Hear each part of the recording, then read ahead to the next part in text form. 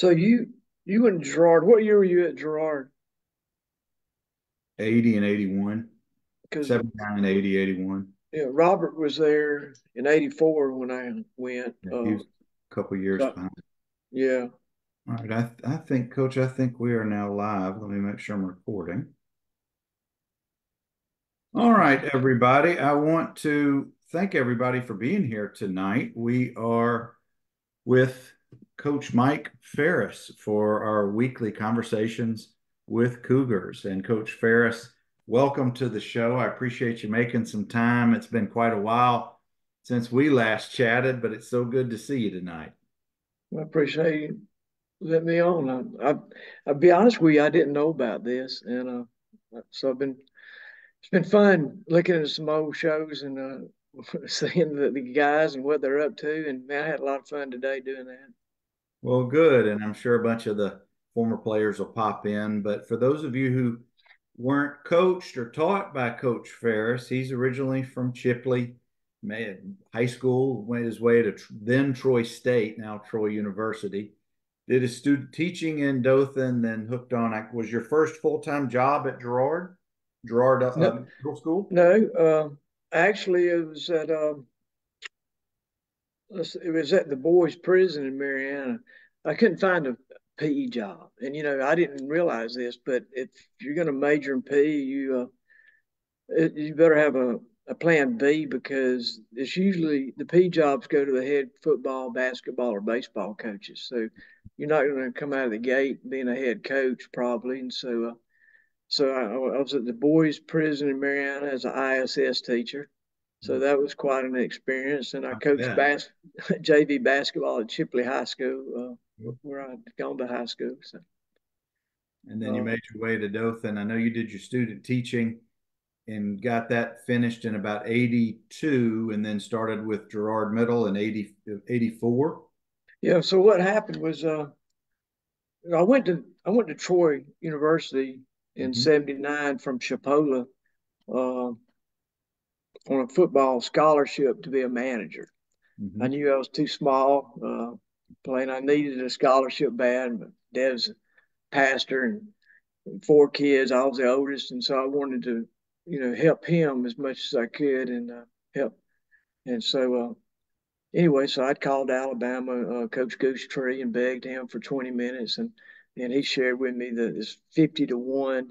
It's usually a blue chip player they're after, and they'll take the manager to get him over. And so, we didn't have that situation at Chipley at the time, and so anyway, a friend of mine came back from Troy that was a manager. I don't know. I felt like it was all God because he just pops up at the house one day and we started talking about it. And he said, "Hey, I can get you in with Coach Bradshaw."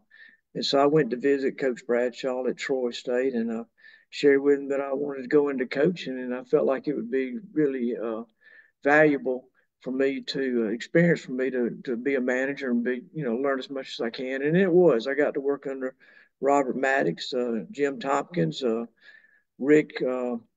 Oh goodness, what was Coach Rick's last name? He later was head coach and won national championship, and later went on to coach at the University of Alabama. But anyway,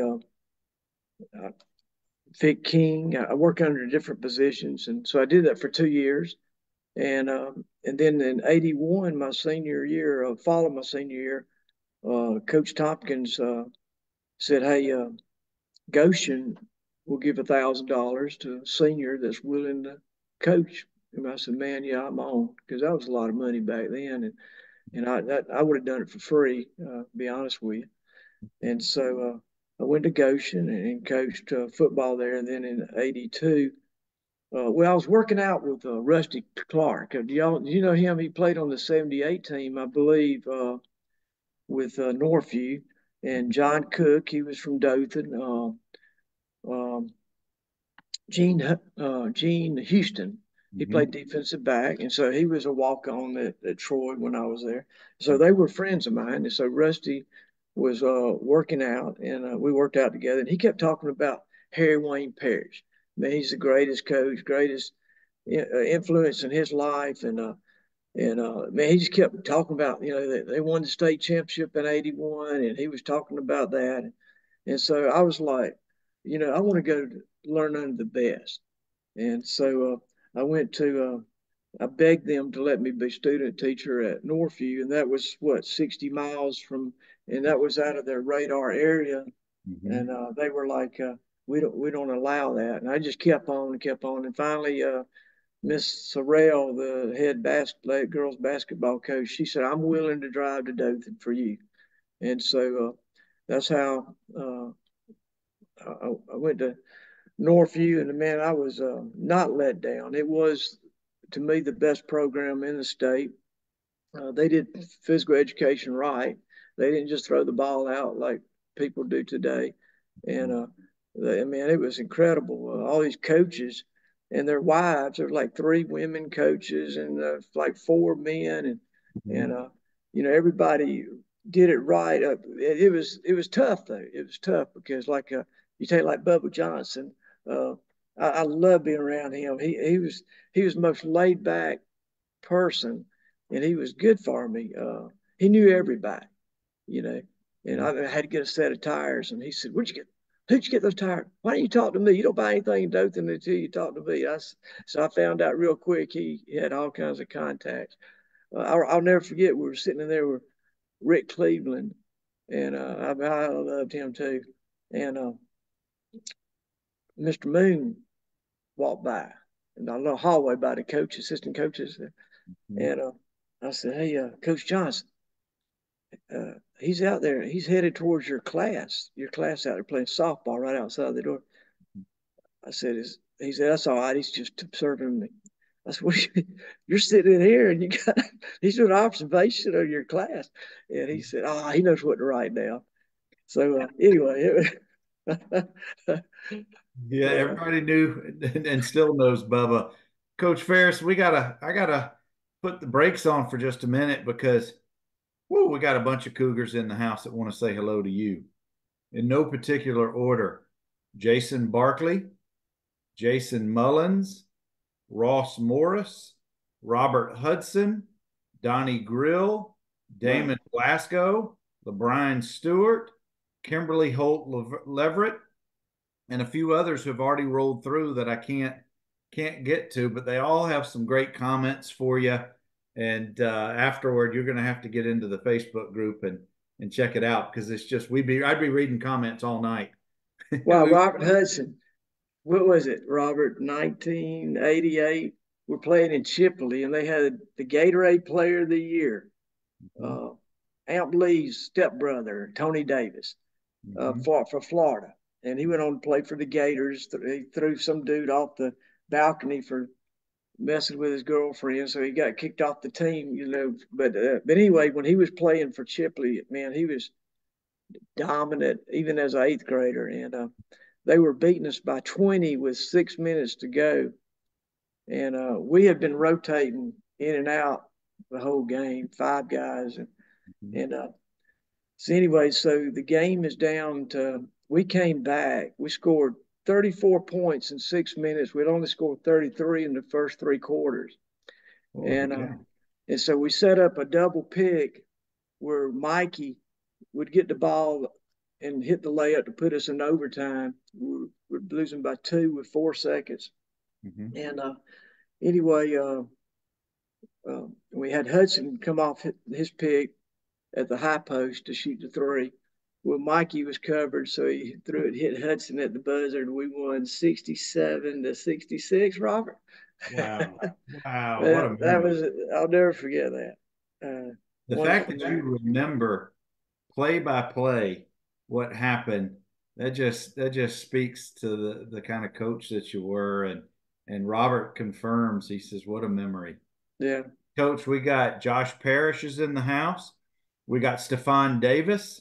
Oh We wow. Yeah. got, oh gosh, we got a whole bunch of folks in the house for Coach Mike Ferris. Now, Mike, you ended up at Girard from 84 to about '04. How did you end up at Girard? And I know you coached and taught, but and many of the future Cougars who came through Girard had their first experiences with you there. And I know you also had responsibilities at Northview during those times. So how did that evolve that you got to Girard and had responsibilities over at Northview at the same time?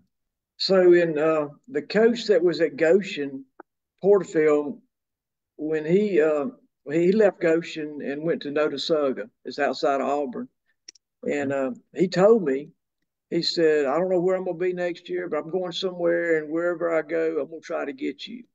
And so meanwhile, I'm in at the boys' prison, and I felt like Moses in the wilderness. Like, man, I'm learning a lesson here for something. And so anyway, he called me during the spring and said, "Look, we got a math opening." I said, "Coach, I'd love to teach it, but I don't have a degree in it." And he said, "You go this summer and take 2 classes at that junior college and where you're working to Marion." And so I took the classes at night and I studied while the kids were in the ISS during the day. And so I went to Notasulga for a year, and Coach Phares called me. I guess it was the spring, and he told me when I left from student teaching that he would hire me if something came open. And so he called me and said, "Hey, I got a job for you to be coaching the ninth grade." And I was like, "Man, that's great, Coach. Man, I'm so excited. Get to go to Northview." And so anyway, I let the principal know, and the principal was like, "Nah, Coach, you the offense coordinator, and we'll give you a $6,000 raise if you'll stay." And I was like, "Man, that sounds good." And I loved where I was living. I was living with Rick Freeman, a bunch of guys, uh, friends and all in Auburn, and I was driving back and forth to Notasulga. And I love the situation and all, but I really wanted to come to Dothan. And so I don't know, about 4 days before I moved, Coach Phares called me and said, "Coach, we got a problem. Eugene Singletary is mad at me. He wants to go to Northview. Feels like he deserves to go over me." Mhm. He says, and I agree because he's put his time in. He said, "I'll get you over here. You go to Girard." I said, "What's Girard?" He said, "It's a middle school." So can I coach? I don't want to coach middle school kids. I had eighth grade math classes, and I was like, "Coach, I don't want to coach middle school." And he said, "No, Coach, it would be temporary. You go over there." And I said, "I'll think about it." And so I called him next day, "Coach, I can't do it. I'd got a good situation." And he said, "Coach," and the reason I wanted to go to so much, I love Dothan, is my dad was a pastor, and we were too poor to go on vacations. Our vacation, wherever we lived, East Gary, Indiana, New Orleans, Birmingham, or Mobile, or Tuscaloosa, it was 2 weeks in Dothan during the summer to be with my mom's parents, the Mhm. Baxley Bopite. And Mhm. so that to me, Dothan was Disney World. That was our vacation spot, right? Mhm. And so anyway, that was my goal to coach at Northview. Before that was Dothan High. I always wanted to be in Dothan. And he said, "Coach, I'll just be honest with you. You already got the job. I've got you the job. And if you turn this down, you will not probably ever get another chance like this. They'll remember this." And Wow. so I was like, I don't have a choice. I gotta go. And so Mhm. I went, and so that's how I ended up at Girard. And I remember meeting Mr. Rowland. It was kind of like a done deal. I went in to see Jack Sasser, and it Mhm. wasn't interviewing me. It was just welcoming, kind of like, and Shake tell hands and sign papers. yeah. And that's how much influence Coach Parrish had. I mean, he Now, was he was the now man. was I'm trying to remember, was Ben Lyon still at Girard at the time? Yeah, he was teaching. He was teaching, I believe, math. And matter of fact, he coached with me. I talked him into helping me coach about 6 years later. Yeah, And about 90. how Uh, about Daniel Shakespeare? oh man, I got some stories on. And we used to call Ben Line Cowboy Hmm? for, but yeah, Daniel Shakespeare, man, he was the character. Now he was. Now Uh, those two men were my middle school coaches, Wow. few years before you got there. And they both, for different reasons, left such impressions on my life for completely different styles and just people who they were. But, Coach, I hate to keep interrupting you, but if I don't mention who's here, I'm not doing you a favor. We got Shirley C., Wow. Brian Jackson, Caleb Tillman, Matt Rugger, Josh Andrews, Pat Fitch. I missed somebody. Reed Merritt. I'm telling you, they're all in the house for you tonight, and we just got started. So you go and meet Principal Rollins, you meet Jack Sasser. Your responsibilities were what in the fall of '84 at Girard? Okay, so Terry Holloway was the new head coach, That's and right. so I was his I missed assistant. Coach Holloway by 1 year. That's right. Yeah, yeah. And so Coach Holloway was really a good coach, man. He was. I mean, we had like let's see, 5-2, 5-2, 6-1. I mean, he 6-2. I mean, but Mhm. so 3 years he was there. I learned a lot from him, and we both had PE, and so I had the offensive line, and so that's what I did with Northview.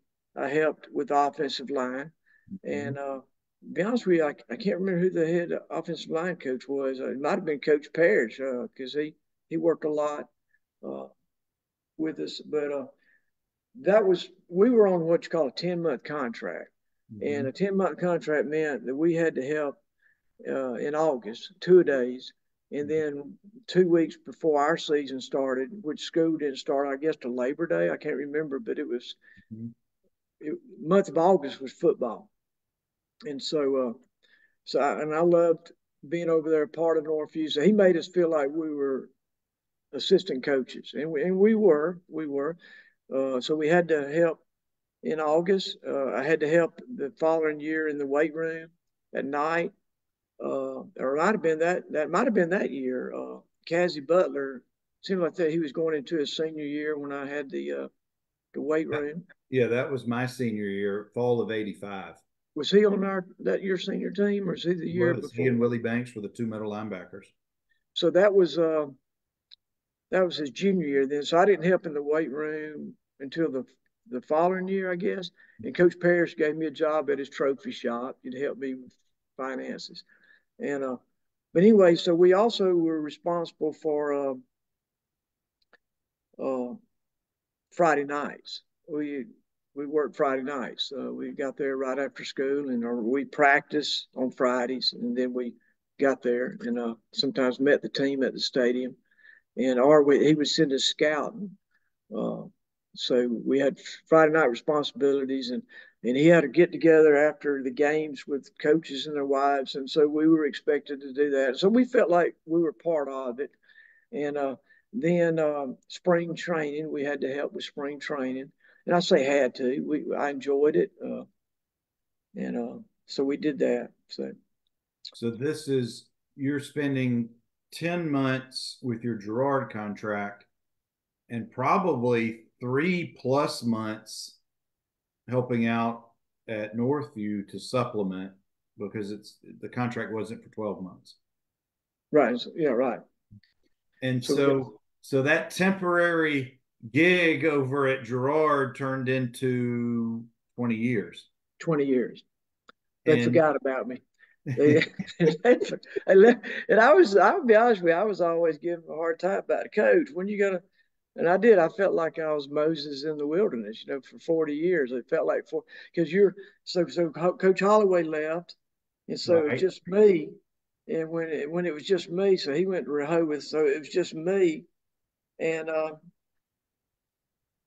I felt like I'm thinking like a kid because interaction. I mean, the girls' PE teacher in between classes. I started thinking like an eighth grader, seventh grader, and I felt like I was because that's who I was communicating with all day long, and I really felt isolated. I felt forgotten, you know. But anyway, I remember Coach Holloway. We were talking one day, and he said, Coach, he said this program's bigger than me and you. And I was whining a little bit because I was like, Coach, I can't believe all I'm doing is coaching the offensive line at a middle school. I said I need more responsibility. I'm going stir crazy. Mhm. And anyway, eventually it worked into more responsibility and all, and I started really loving it. We treated it like it was a high school, Mhm. and that was and everything we did, even the P classes, we were teaching skills that helped us in football and basketball and track Mhm. in PE. So we were treating the P classes and we in competitiveness. They weren't competitive. They were used to not kind of like being the ball thrown out to them before we got there. It was and coach had it by himself and he had 50 in his class, so I don't blame him. That was a tough situation, but we had two of us, and so we were able to divide up the kids, and everything was competitive. My class would compete against his class, and we made it very competitive. We even when we paddled, we were like, all right, tell us who hits harder. We made it competitive, and on the practice field or in the games, we would do it for show. But I remember one year, I believe it was our third year there, we were playing Honeysuckle, and I think they beat us like 22-0 or something like that. We lost two games that year, and that was one of them. And so the second time we played them, and I was coaching defense, and I was telling them, you know, I was like saying, "Hey man, you might want to do this or all that," and he said, "I got this, coach." And so we had them backed up on around the 2 yard line. It was a fumble or something. We were going in to score, and we fumbled or something. And I said, all right, dadgummit, if y'all can't score, defense will score. So we ran a certain blitz, and so that was fun, because we made it competitive. And we always showed you guys that played, you remember us showing the crunch course, the NFL greatest hits, and all that stuff's illegal now.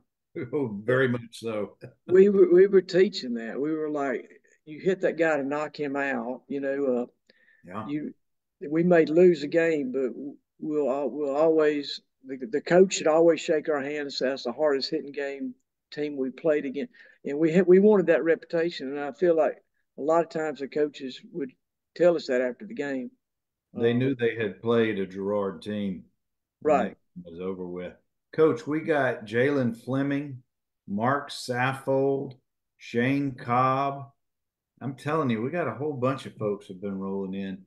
When did you take over the head coaching job at Girard? What year was So, that? so it was the fourth year, '87, Mm-hmm. and to be honest with you, we were all about trying to get as many kids out there as we could and to teach the fundamentals. And so I remember, uh, Robert, your brother Robbie came over.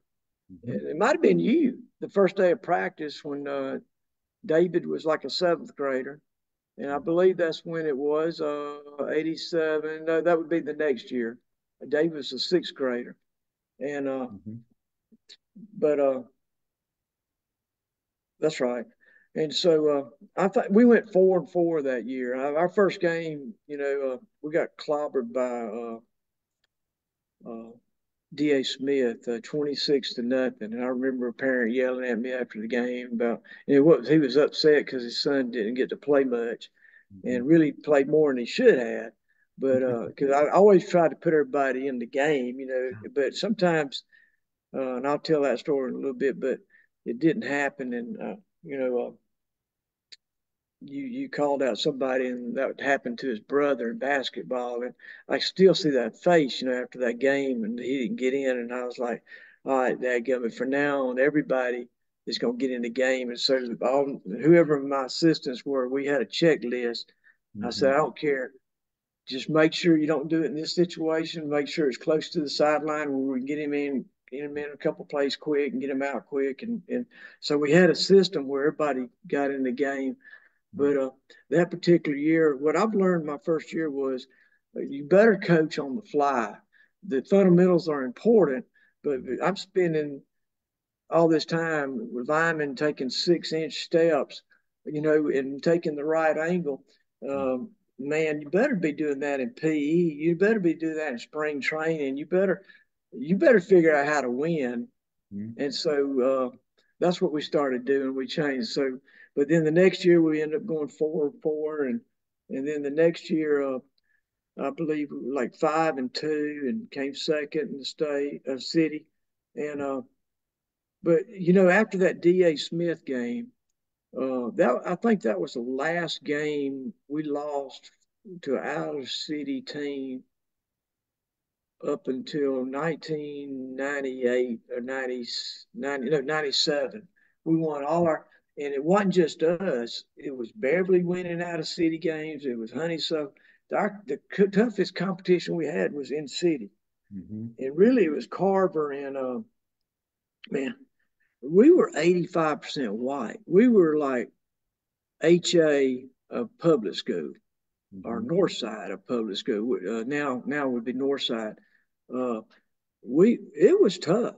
You go play big old boys from Carver and Beverly, and then you got Philip Krill over there coaching Honeysuckle. They were kind of equal in the ratio, but it was tough. And the kids, 10% of our kids went to Dothan High, and they were from the Baptist Bottom. Mhm. Uh, so our ratio, it was just tough. Uh, but I remember one time Coach Phares and Bobby Devane said this about the same time, and I figured they were talking to each other. But they both of them hit me up. They said, Coach, when uh when we lose at the varsity, it's reflection on what y'all doing at the middle school. I said, Coach, the only thing I differ with you about that, and the reason I do is because think about this. We don't lose to out of city games. We're beating Enterprises. We're beating Eufaula's. We're beating Andalusia's. We're beating Chipley. We're beating Mariana. We've beaten Ozark. Uh, that's the teams that are beating y'all. If you're something's happening, it's not at the eighth grade level. And I thought it was happening at the 10th grade level. I felt like there was too much grab tail playing going on at practice, and I felt like they should have their own scrimmage. And I felt like 10th graders should be the JV. Mhm. 11th graders shouldn't be taking playing time from a 10th grader. So here you are. You got a 7th grade team, you got an 8th grade team, you got a ninth grade team, and all of a sudden you're in the 10th grade standing on the sideline, Mhm. hold the blocking dummy. And that's where the kids were quitting, was 10th grade. But Mhm. anyway, I remember saying that in a meeting, and Coach Griffin, he said, "Yeah, you got that middle school philosophy." But I felt like everybody should be busy. I hated to see people standing around. And Coach, I was thinking as you were talking about the teams over those years, if you look at the Northview varsity records, the one loss records over the next years, it's the kids who came up through the Girard system and a few of the other middle schools that were the backbone of those varsity teams. And I think it's a complete compliment to Coach Holloway, to you, to Coach Shakespeare, and the coaches during that mid 80s to late 80s time period. Because look at all those playoff teams in the 90s from Northview. They didn't reach the state finals, but there are a few years in there 90, 93, the teams went far. And frankly, you don't do that without the fundamentals that you guys instilled with them during the Girard and the middle school years. So I hope that over the time you've acknowledged that, at least internally, or seen some of that progress that they had from the foundation. and Coach Parrish, he tells me that he tells me all the time. We're neighbors, and we see each other a lot, and he's like a father to me. So anyway, and then Hunter lives right over here. I would say behind me, but I might be behind him. I don't know. But Right, anyway, Hunter right. lives right here, and I get to spend some time with Hunter some and shoot and skeet and stuff. But yeah, the what was, I used to pray, God, the thing about being at the middle school, isolated like that, I wanted to learn. And it's not like I could go on the internet. I had to go to the Right. library or I go to the coaching clinics and, I try to pick brains and stuff, try to learn from different coaches. I remember Chip Harris was a little kid watching cartoons on the floor while his dad and I were sitting when I was coaching at Chipley at the boys' prison teaching. Uh, he was showing me his defenses, and his dad was a great coach, Bluntstown and Bristol, and I think he won the state championship or so. But James Harris, and man, I had utmost respect for him, and I ran his defense after Holloway left. Uh, the From then on, uh, the next 17 years, and then when I went back, and that's the same defense we ran against Opelika when we won that game. What was it, 10-6 back in 04? Chip came in there where I was coaching D line, and Chip came in our meeting that week and said, "Guys, we're doing something different. We're doing this, this, and this," and he drew it up. I said, "Dude, that's your dad's defense." He said, "That's right." And so he said, "We got to catch." They've been watching film and they know what we're doing. We were always slanting away from strong safety. Uh, I mean, that's what we were doing. And so they knew. I mean, it was obvious.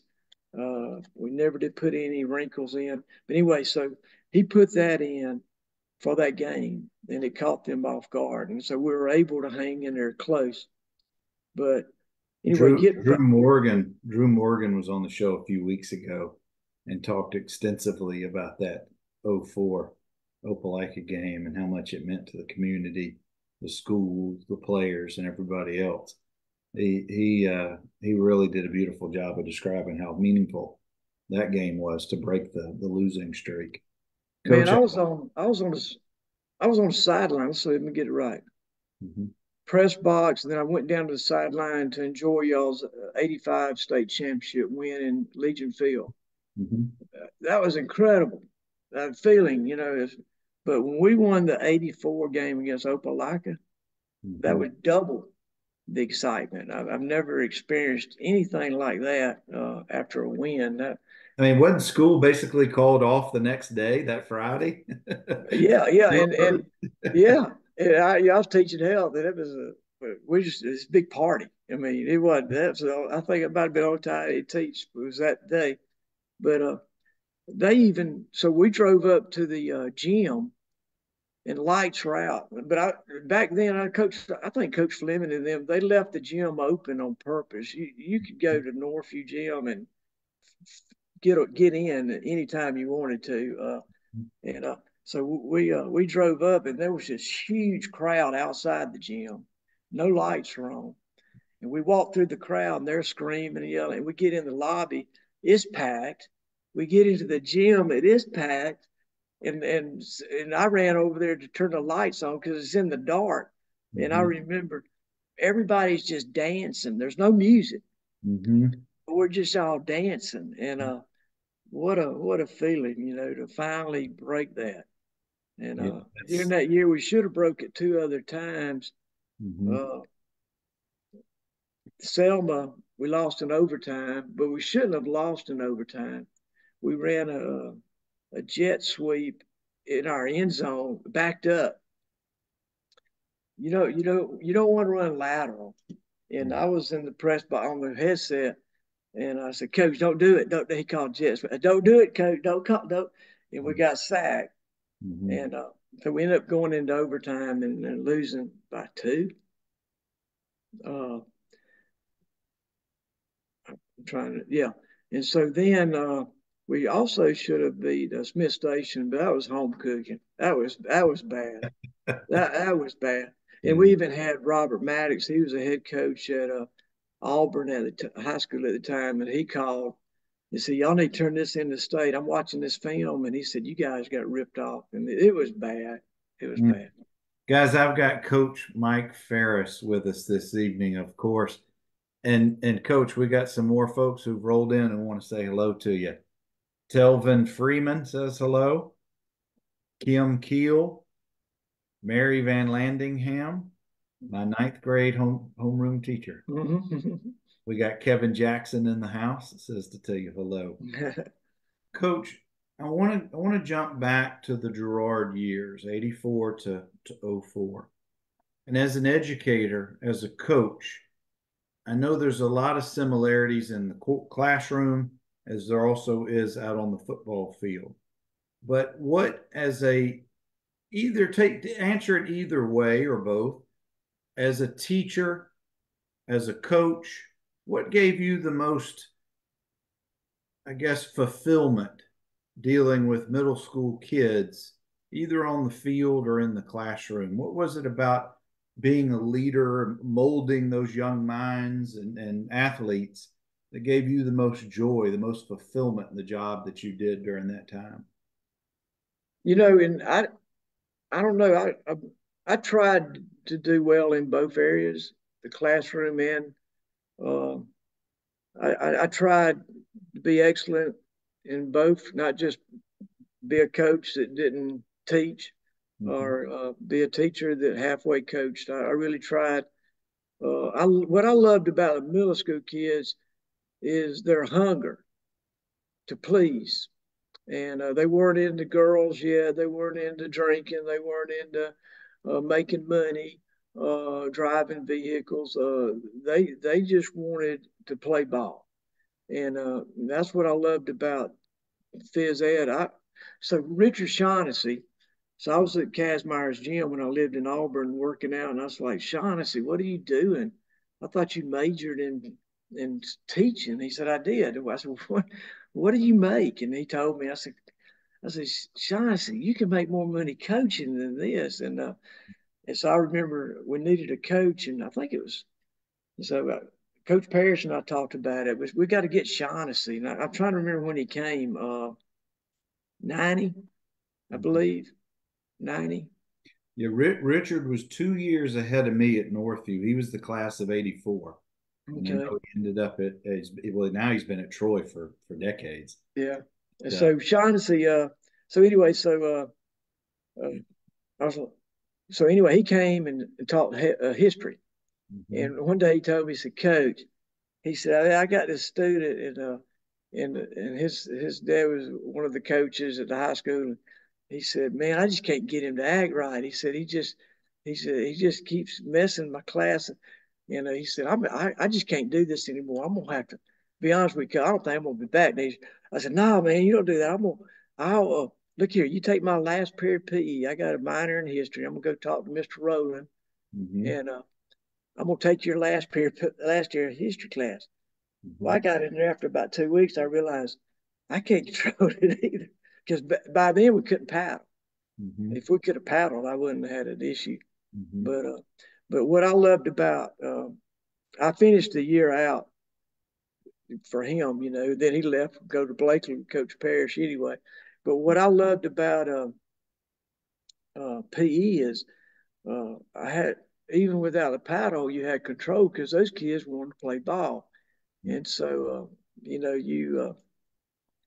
you hold that over on them, and you make them stand out if they didn't act right. And so the classroom was tough. You walk down the hall in middle school and you hear the teachers yell, "Y'all sit down, y'all come, y'all bet, y'all get quiet, y'all pay attention," and of course they're bouncing off the wall.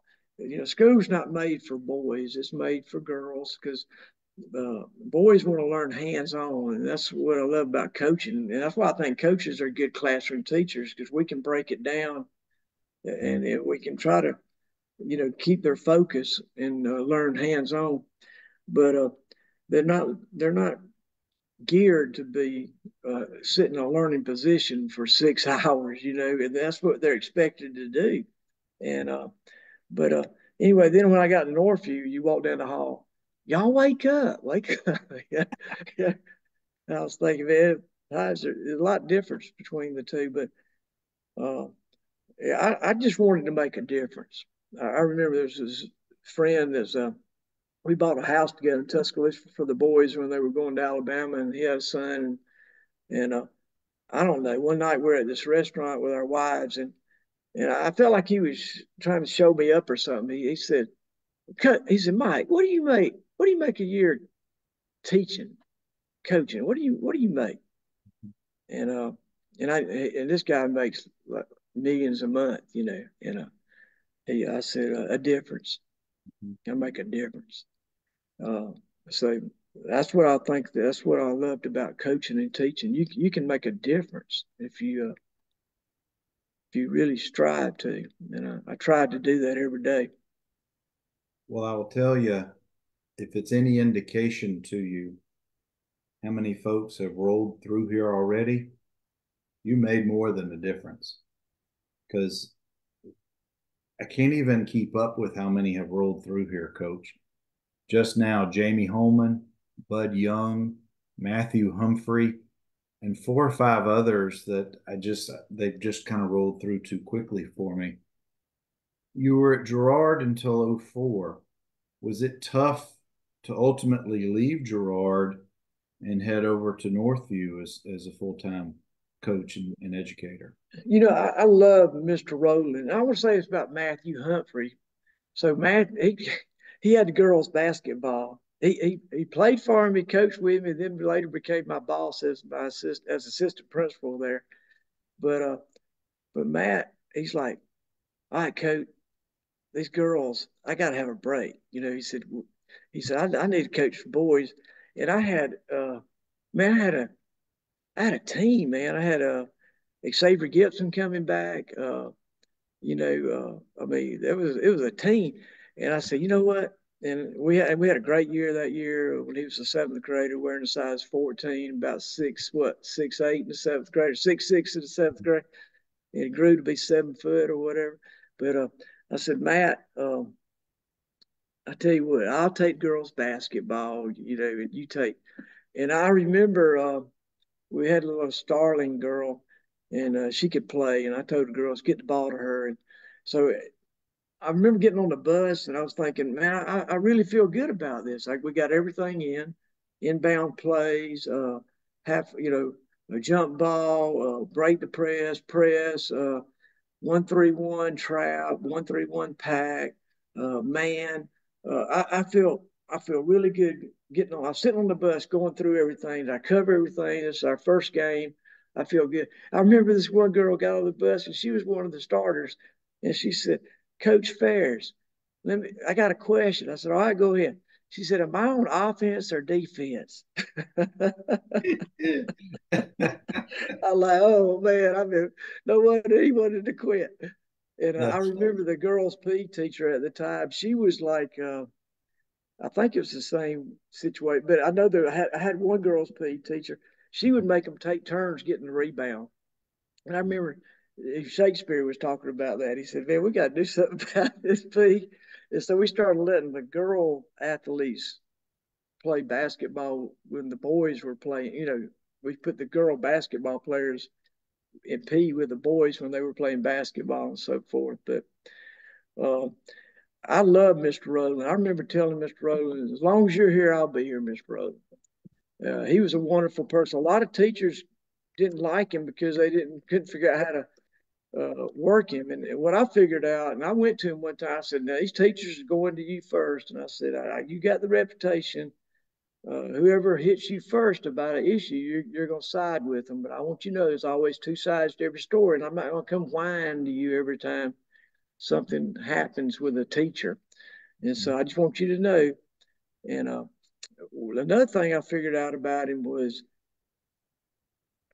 he's going to turn you down 1 out of 3 times. And so what you got to do is you got to ask him 2 things that you really don't want. two throwaways and a reel. That's right. And that's the way it worked. And but I enjoyed him. And when he left, I'm not gonna call any names, but his replacement was totally different and very controlling. And that's the year I decided I'll never work for another female the rest of my life. And it may sound sexist, but I'm telling you, that's this it. That was an experience from hell. But anyway, we had a budget of $7,000 that we had so mugs and peanuts and M&M candy. You know, we raised, and it disappeared. It just disappeared. And so anyway, that was a pretty good. But that was we were used to having about 2,000. But we worked hard, and so I go to the principal and was informed that we're now sharing everything. I said, so you're a socialist? No. I said, yes, you are. I said, we did all the work, and you want to share with the band and the art. And so now, and you got your office renovated with our money, you know, now I can't get the helmets reconditioned. And, you know, we need stuff. We got to have new pads. And we would have spring training, and we'd have the highest number was 115 kids come out. So I'm going all over the place barring stuff. And we would have the high school kids like Johnny Falk and Albert Williamson or uh, Robeson. We had all these guys come down and they would coach their position. Josh Maddox. So they would come down and coach their position because we ran the same offense. And then we would have a blue and white game in front of the school, charge admission. So that was money. We were making this money.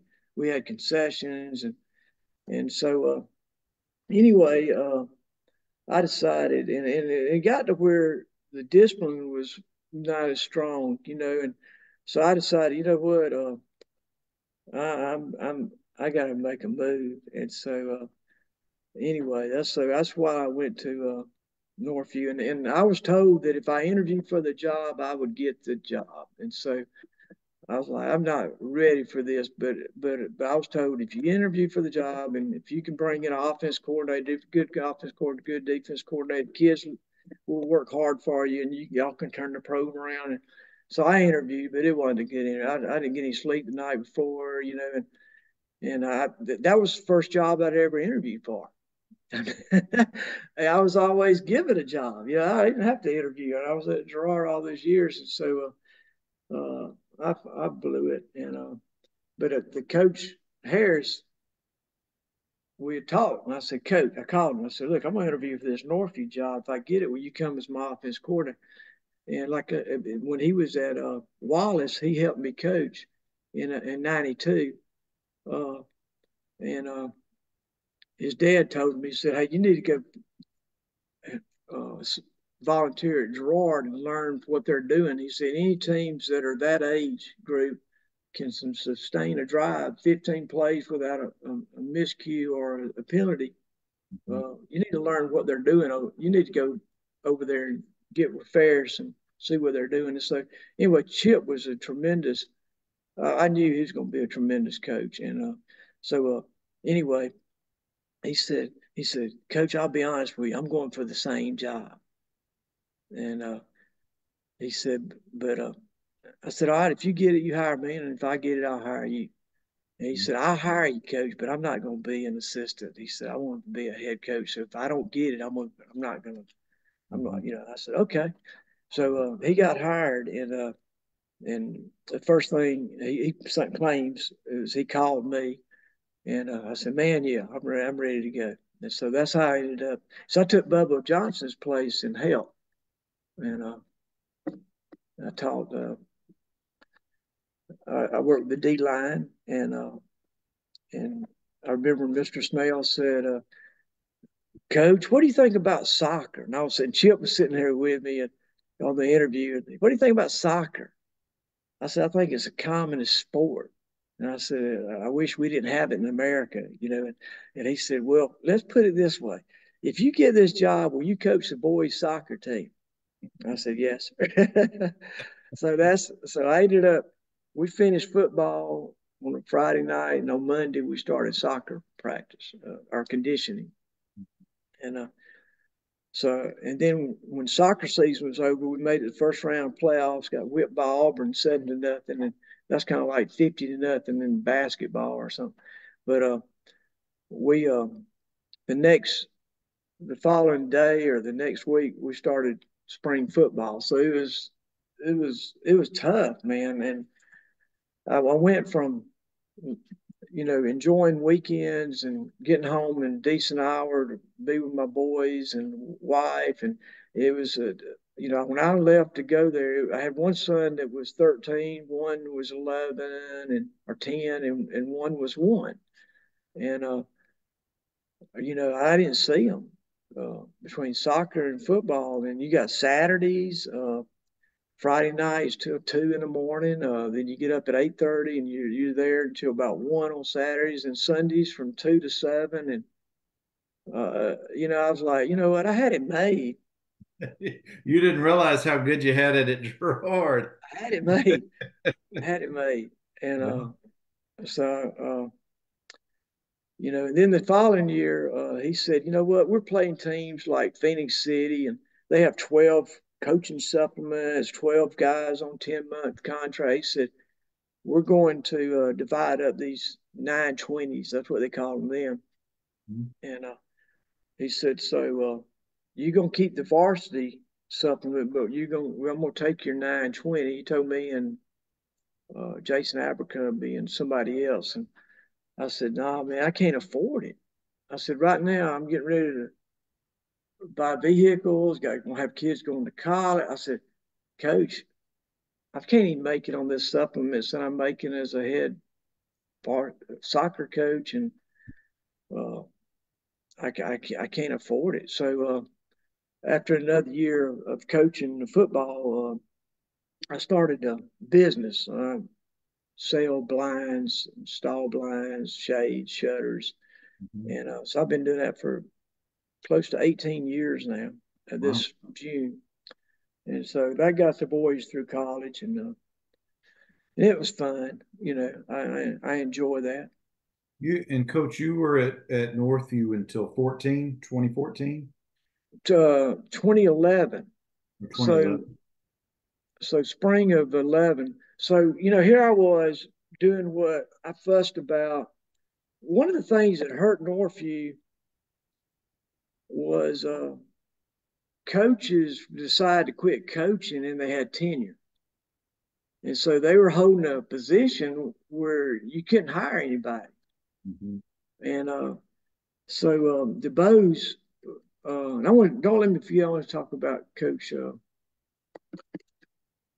Emery Latta for a minute. Uh, so the Bows, when he came, man, he was the real deal. I would go there during lunch, and he was in the film, and I said, man, I'm gonna learn all I can from this guy because I don't know how long he'll be here.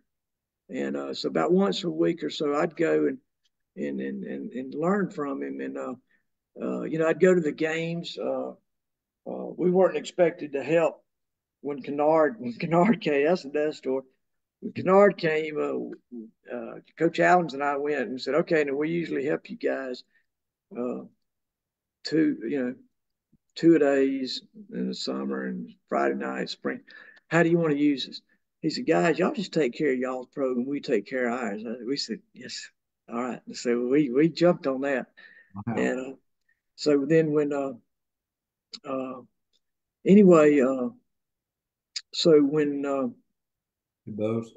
DeBose, so he wanted to hire people. He wanted to hire Don Jacobs, and where he's coaching at HA now. He had several people. He wanted to bring his own people in, but the principal said we don't have any teaching spots. And Mhm. Jacobs, I don't think had a degree in teaching or something, and he wouldn't hire. They wouldn't allow him. And so he really was mad. And I think he worked hard to make it hard on the assistant coaches. I think he's trying to run them off based on what they've told me. It was probably sound like he was trying to run it like it was a university level and Yeah, wasn't. man, he was good. And after games, like we lost to Dothan High because this guy got a defensive end, got this personal, whatever you call it, uh, penalty. He got mad and slung a guy down or something. I forgot what he did. But anyway, we're penalized 15 yards. We had the game won, and that happened. And I remember Coach DeBose after the game. He was just so gracious, and he was always like that. Hey guys, man, this is like life. And He said, man, y'all work hard on it. You know, he said all the right things. His heart was, but he really wanted to bring his own people in, and he was frustrated about that. So I can see that. And so here I was teaching keep holding a health spot, and Wayne White was the head coach then, and Mhm. he was like, he kept coming to me, Mike, man, hey, we need some help over at Carver Magnet. They hadn't won a game since they've been a magnet school. We need you over there to turn it around. I said, nah, man, I'm right where I want to be. And I was enjoying teaching health and running my business and but anyway, finally one day I said, you know, and even Coach Phares came over on his behalf. You know, I got a lot of respect for Coach Phares. And so it was 2010, and man, my dad was 77, and man, my dad was my hero. He coached with me at Girard and Carver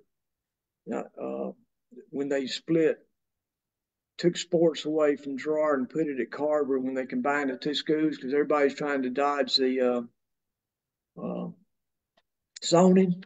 So every time they rezoned it, people would move. And so they wanted to go to Girard. They didn't want to go to Carver. So they said, okay, by George, we'll put the sixth and seventh grade at Girard. We'll put all the eighth graders at Carver. And we'll make two teams at Carver. We'll make Carver gray, Carver red, which was illegal as all get out. But anyway, I had Carver gray, and Billy Richards had Carver red. And I remember the principal, Kelly, over there, he said, okay, what we're going to do is we're going to give Mike the coaches from Carver, and we're going to give Billy the coaches from Girard. And I was like, okay, because I'm getting John Ivy. And I said, okay, John, you run the offense, I'll run the defense. And so we all gonna pick teams, and we took turns picking. And I had an advantage because I was coaching them in the sixth and seventh grade PE. I knew, you know, I knew who was gonna cause problems. I knew who, and anyway, What and year so is this? this is 94. Okay. And then 93, our quarterback at Girard, uh, he moved 2 weeks before the season, and we were at practice all spring and summer. The veer, we were running the veer, and I was Mhm. so excited. Then he moves, and I'm like, so I go to the library looking for the box, Notre Dame box, because that's what Coach Parrish was thinking about putting in. And I know the school of Mississippi was doing that. And so I didn't find the Notre Dame box, but I found the single wing, an old offense, which people later called Wildcat, and now everybody's running it. You know, even Dothan High is running it, uh, and so Gus Malzahn, I think they had a lot of success. And so anyway, so I said, okay, we'll do this. We'll do a direct snap. I'm not going to waste some kid hand the ball off. They can't pass. I'm just going to do a direct snap. And man, we just Luke Live Oak was back there. I remember we kicked with him. He was back there, went 60, 65 yards. You know, there's so many things you can do out of the Wildcat. And you can pass. I mean, the passing game, the running game, you outnumber at the point of attack. You run a trap with a double team and a kick out. You can't do that with an I formation or split backs like we were planning on doing. And so anyway, we did that in 93 and won the city. And then in 94, we did that the whole time at Carver. And so I remember our first game, we were playing, we had Jason Byhan. You know, I kept saying, we need to get so. You know, Ivy said, no, we got to get Jason Byhan. So we got Jason Byhan. We were drafting the team. And man, what a quarterback. And he went on the quarterback for Dothan High.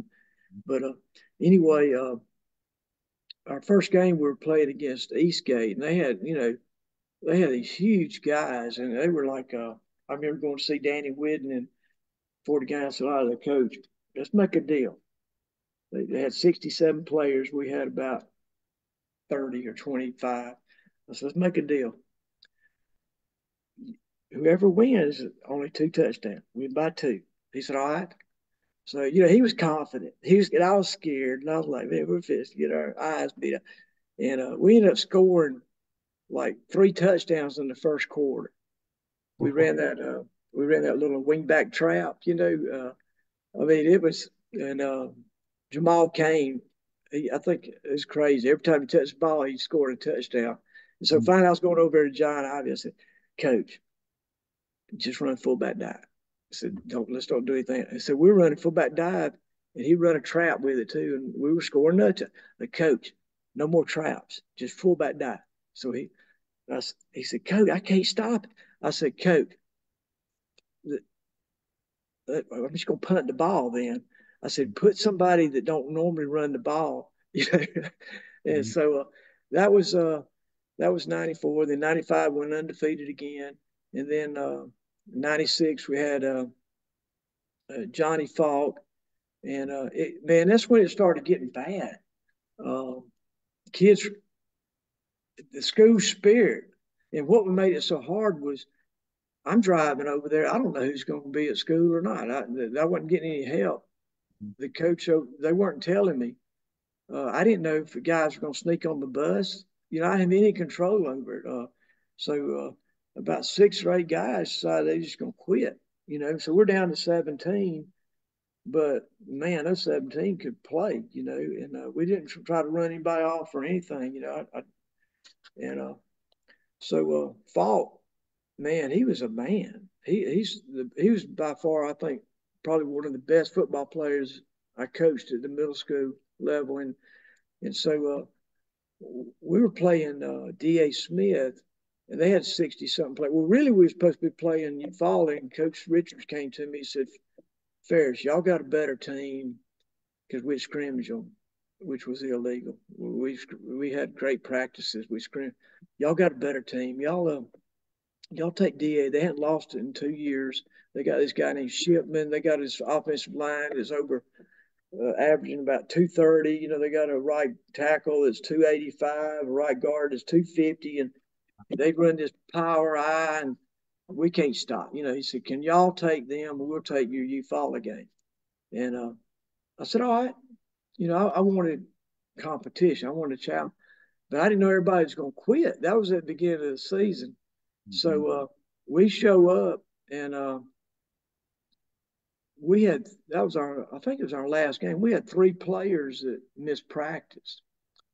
And so I thought they quit too. So we're down to 14. And so before the game, I told them, they told me they wanted to come. And I said, no, I'm not going to let y'all. They kept on. And so I was playing with them. I really wanted them to be there, but I didn't let them know that. And so we made them run 4 laps while we were after we stretched around the around the stadium, and we said you're not going to play until the second half. And so we were hanging in there. They threw a halfback pass on a replacement, and to score 6-0. Then we stopped them on the 2-point conversion, and man. So at halftime, our game plan was to go into the unbalance, got up from Coach Phares. So we snuck the unbalance and we ran it to our sideline where they wouldn't see what we're doing. And the kids that sat out was the fullback, also the middle linebacker, this quarterback, which was kind of up back. We call him a quarterback. Then Johnny Falk's our tailback, And but Johnny played the whole game, bless his heart, both ways. And all these guys played both ways. And so we marched it down the field, 65 yards or something, in about 8 to 10 plays, and with the unbalance, and they didn't adjust. And we went for 2 and threw a little halfback pass to little Corey Webb that he was normally didn't get the start, but he did that game because he replaced, and he's the one they threw the halfback pass on. So he got a halfback pass, and so we went up 8-6. Then we had a goal line stand. They had ran 5 plays because of a penalty or so inside the 6, and we held them. Wow. And that was probably one of the most exciting wins, and we only had 17 players. But so what happened? A movie or a book written about that. Man, that. I got it on film to prove. And then the next year, uh, we had Emory Latta's senior class. So Mhm. that would have been 97, Mhm. I believe. So I may have the years mixed up. It may Mhm. have been the opposite, but we had Gant Pierce. I'm not sure. I think Gant graduated in 2001, Gant, if he's listening, I don't know. But so it was Gant Pierce's group, and he was the fastest one on the team, and he was our back. And I remember Emory calling me their senior year, and he said, Mike, how many games did you win with my senior class when they were at Carver? Mhm. I said, one. He said, well, that gives them a total of three. Eighth grade, ninth grade, 10th grade, 11th grade, 12th grade. They were part of three wins. And I said, man, just great guys, great guys. But our only one we won was Defuniak Springs, and we won it on Gant Pierce interception, ran for about 60 yards, and we won 6-0. And but These anyway, stories are your memory is amazing. The fact that you can remember such details from so far back. But I got to pause us, and we're getting very close to the end. We've got more. We got Keith Rice, Tony Donaldson. Let's see who else has rolled through here. Both of my parents said to tell you oh hello. They're wow, here tonight. hey, Um, but Coach, I think where I want to go toward the end of our conversation is I want you to be able to share, if you can sum it up at all, the impact of Northview as a whole has had on you, either professionally or personally, your years coaching there and just being around the program and all of the fine people you've mentioned tonight. I know that initially when you started out professionally, that's where you wanted to be, and it took a while to get there, but eventually you got there for several years. Um, can you share a little bit about what Northview had meant to you back in the day, or even now? man, it was the best. I felt like it was the best program in the state, and that's why I wanted to be there. And what I loved about Coach Parrish is that Coach Parrish, he was he was all about kids' goals. He sat down with them, and he wanted to know what their goals were individually, and it's more than just winning ball games, and that's what I tried to do at Girard. I was trying to. It was more important to me. I love winning, don't get me wrong, but my number one goal was to make sure these guys went on to play high school. You know, went on and you know become fathers with integrity and discipline and uh, love for their kids and their wife, and that was important to me. And so I tried to instill that and teach that, and by example. And you know, I try to live by example. I try not to cuss. I mean, I probably uh, I had a guy fixing to cut on my knee say, yeah, one time you said that I was a smart A. I said, did I really say that to you? And he said, yeah. I said, are you okay? I'm sorry. But I told that to somebody. They said, yeah, I went to school with him, and he was. And I said, okay, I feel better about it. You have a good judge of character. you know who I'm talking about. But he's a great guy. He's cut on me 3 times now. But um, but anyway, getting back to your question, uh, what Coach Parrish, he, and he's like me. I'm like him. I got that long witness from him. I was so glad we didn't have lights back then. We probably would still be out there. But after practice, he always had a sermon, and I got that from him. And I made kids listen to my sermons before they played in PE. And but Coach Parrish, he was not afraid to have assistant coaches that knew more about their position than he did. And he got that from, I think, from Coach Bryant. And man, he had 4 ex-head coaches on his 1990 team when we got beat by Murphy. And I want to say this about Bubba Johnson before I forget. So Bubba Johnson was the kind of the physician on our. You remember everybody would coach. Somebody get hurt, coach say, "Hey, go see Coach Johnson." Yeah, somebody get Coach Johnson over here. And Coach Johnson always say the same thing. He would say, well, he's moving around like this, and he said, you're going to be all right. Just put some ice on it. I mean, no matter what was wrong, he always involved ice. Yeah. And I remember we were at Viger, and Junior, man, Willie White. So Willie White comes out, a cleat got up into his eyebrow. So he had a gash above his head, Ooh. above his eyebrow, I mean. And so he's over there, scoring. And Bubba's, we'll fix that. And I'm thinking, man, he needs stitches. And so Bubba gets a needle and some thread, and that joker sews his forehead up right there on the sideline, and he's squirming like this. He said, all right, now get back in the game. And he goes on. Wow. That was the good old days. But Coach Phares, man, he had Coach Burleson. Singletary was a head coach too. One time he had Coach Atkinson from head coach at he was at Selma and seemed like a Bay Minette. But uh, man, he there was another head coach I can't remember. There's like Philip Creel. Mm-hmm. Man, Philip Creel was amazing, and Coach Phares, he always he didn't have so much pride that he wouldn't let Coach Creel take the chalkboard.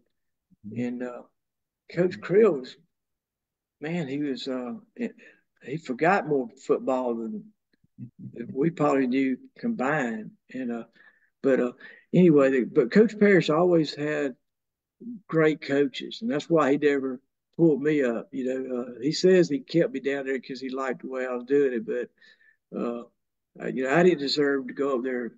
But he had the right people up there, and but what happened? I want to get back. So one night we get this call. My dad dies during the night. He's 77. That that like destroyed me. I cried. I couldn't quit crying for like 3 months. And but 2 nights before that, I go and visit him. We're watching Monday Night Football together, and I said, Dad, they're wanting me to go to Carver in middle school. And he said, you ought to. He said, he said, you're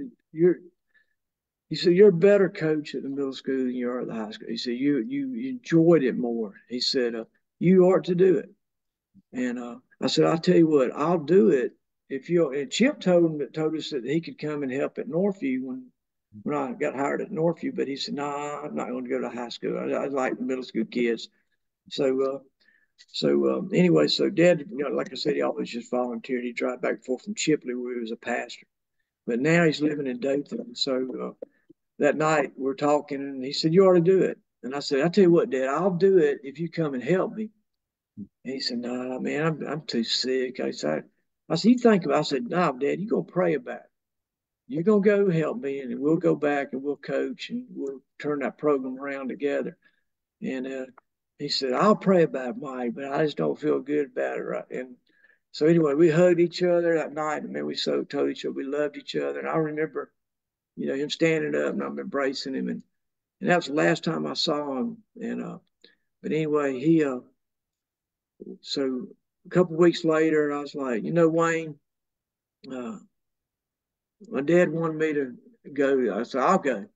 I said, but well, no, first I said, Wayne, I said, you're hitting me up about going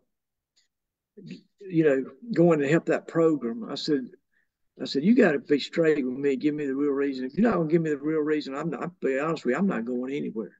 I'll keep this health job and until I retire. And he said, all right, you're right. I'm trying to get their health job because I got this offense coordinator I want to bring in. I said, all right. I said, I'll go. I said, you're honest with me. I'll go. And so I went and I cried every day going around. Well, I got around the circle over by a farm center.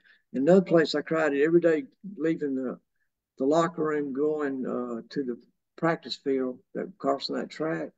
I was crying the whole way because that's when Dad would walk with me. We were always the last ones out because we had to take care of replacement of people leaving stuff at home. That's what I hated about middle school is they lose stuff all the time, you know. So we had to have punishments after practice. We'd let them rent something, and you know. But anyway, and when I talked to Mr. Meggs, the principal, I said like, okay, who are my assistant coaches going to be? And he said, we don't have any. I said, well, who are the men? And he said, me, the band director, and the janitor. And I went and begged the janitor, Jack, and he wouldn't. And I was like, and so anyway, what I've learned over the years was volunteers like James Hawkins. Man, that was tremendous. In '88, James Hawkins was coaching our defense. That's crazy. Uh, I learned so much from him. Warren Reynolds, who was a Division I basketball coach at North Carolina A&T and uh, Liberty University. He was a head coach of these places, and anyway, he came and I talked him into helping coach. But volunteers, you know, Keith Cooper, Michael Barnes. I got anyway. I'm not gonna call out all these guys, but Angelo, uh, Keith Cooper. Later, we started. He got a job, but he first started out as a volunteer. But man, these guys were incredible, and so I was like, okay, God, you show me who to get, and so Jeff Hutto, he ran the defense. Terry Tolbert helped him. James Ford helped me with the offense. Barry Tucker worked with the quarterbacks. And so we had a great little volunteer coaching staff. And the parents, I remember meeting with them. I started crying. I hated I did this, but crying in front of parents. But I don't know. I just broke down. Like, man, I was just hurt about my dad. I was just hurt. And I remember saying, y'all, we got to do this like a church. We got to be a family. We got to, if you can help stripe helmets, if you can help with sandwiches, if you can help paint numbers on the benches, whatever you can do, whatever gift you had, I need you. We're going to do this together. I need somebody to take pictures. I need somebody to video the, you know, dude, they've never won a game as a magnet school. We went undefeated that first year. Wow. That was God. That was Well, God. and it goes to show you the spirit and the willingness and the community Mm-hmm. involved from Dothan. And I think that kind of that in a small way is how the greater city can be at times, particularly with the high school helping out with the kids on that level. But Coach Phares, you have taken us down some memories the last 40 years, frankly, going back to the mid 80s, and the people you've impacted and the number of Cougars who rolled through here tonight. Just to give you a shout out as a testament to who you've been to them for all those years. So on behalf of, and I'm not about to read all these comments. You're going to have to come in and read them because we'd be here for another 30 minutes. It's just their way of showing love and thanks to you. So on behalf of everybody, Coach, you've been so impactful for so many people for so long. And you certainly made your imprint on the Cougar program, either from a distance or directly over all these years. So if we hadn't said thank you to you lately, we're saying it to you now. Well, I appreciate it. Uh, I wouldn't have changed it. I mean, the fun I had with these guys. I mean, uh, it was wonderful. I mean, I'm so glad I coached middle school all those years. And Wayne White, he was fired the following year. The offensive coordinator that took my health class ended up being getting him in trouble because he got kicked out of the game. And so the superintendent at the time had a rule: if you get kicked out, we're gonna fire you. And so Wayne came over and helped me coach at Carver, and then Wayne replaced me. I decided I'd retire. I had my years in, and I could just Fellowship of Christian Athletes. I started working with them, so I've been with them the last 11 years plus running my business.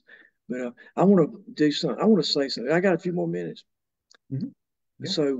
So Dr. I went on today and I watched Dr. and I watched Jason Mullins, and I want to say something, but I love you guys. And T.W. Peters, one of my favorite ones. And I as an adult, he was like, "Man, y'all paddled me all the time." I said, "T.W., because we loved you, and to be honest with you, you had such a great attitude. We were like Coach Holloway and I were like, uh, we just thought it was fun. I mean, we didn't mean to, but anyway. So it's too late to sue me, right? I guess. But anyway, but TW, we love TW. But so Dr. He said that I had it in for him, and I think he was joking because he knows that's not true. But what Dr. was doing at practice, the reason I had him rolling is because Dr. Uh, he was hurting our players. He broke somebody's arm. What he would do, he wouldn't stop on the whistle. Dr. He did like I did. He wanted to hit somebody. He practiced to hurt somebody. He wanted to hurt people. And I had that same mentality. I had a short man mentality, and I wanted to see your eyes roll. I wanted to knock you out. I wanted to hurt. And Dr. had the same mentality. But so I was like, that's why he was getting in trouble, because I finally had to take a helmet away from him at practice.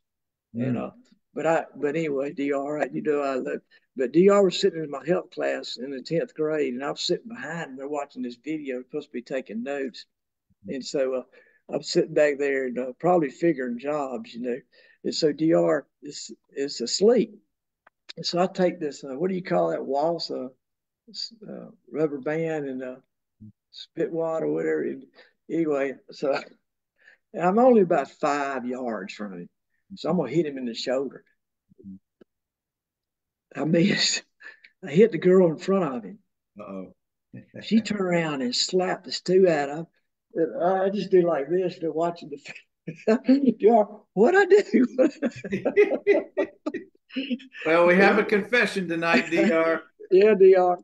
But we had so much fun. I tried to make it fun, but I know they got tired. It's like you guys get tired of hearing me right now. But I tried to make it fun. But like people would fall asleep in class, and we wouldn't wake them up. They'd sneak out, or we would paint their fingernails with white out, or play little tricks on them and stuff like that. But anyway, I tried to make it fun, but I know I talked too much like I am tonight. But it's just I just try to make a difference. Jason Mullins.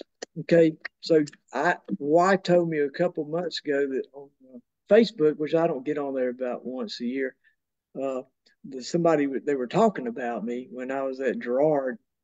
So they were telling different things, and Mullins said, "Yeah, I remember that guy, Coach Phares, paddling me," and I can't remember what he said, but anyway, uh, Jason Mullins. The reason I paddled you, if you remember, you had a girly magazine, and so and so I had to paddle you, and I probably took it to my office and read the articles. I don't remember, but anyway, but I had to paddle you because you had it.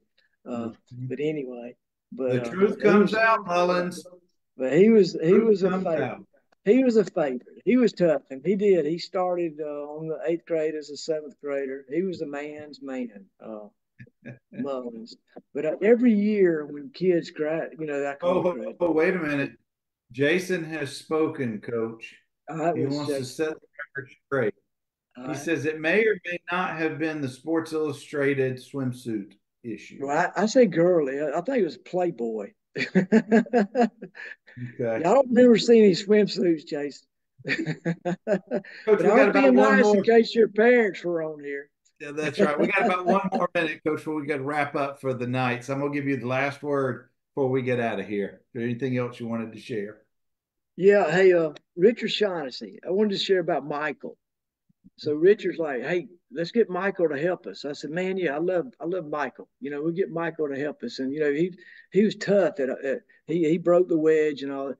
So Michael, so he came and helped us, and he would show up at practice late one day, and I was messing with him. I said, "All right, Michael, why are you late today to practice? Mm-hmm. You know what time we start. Why are you late? He said, well, I had a little altercation. And I was like, what? He said, well, I was riding here around the circle here, and this car passed me with the Georgia tag, and these guys are shooting birds at me out the window. I said, all right. And he said, well, I chased them down. I ran them off the road. I made them roll down the window, and I punched them. I punched one of them. And I tried to get the others to get out of the car. They wouldn't. And I was like, that's Michael. And I remember I said, well, that's a good reason, yes, I understand. But Mr. Rowland called me in. He said, Coach, everything's going great, but you got this assistant coach now, Shaughnessy's little brother. He said, you got to do something. Parents are complaining. He's too intense on the sideline. Uh, I said, man, Mr. Rowland, he's a great help. And he said, nah, you got to do something. So I said, I went to him, I said, Richard, we got to figure something out, your brother. And he said, well, let's put him in the press box. So we put him in the press box. I said, well, you go wear the headset because I'm not wearing the headset.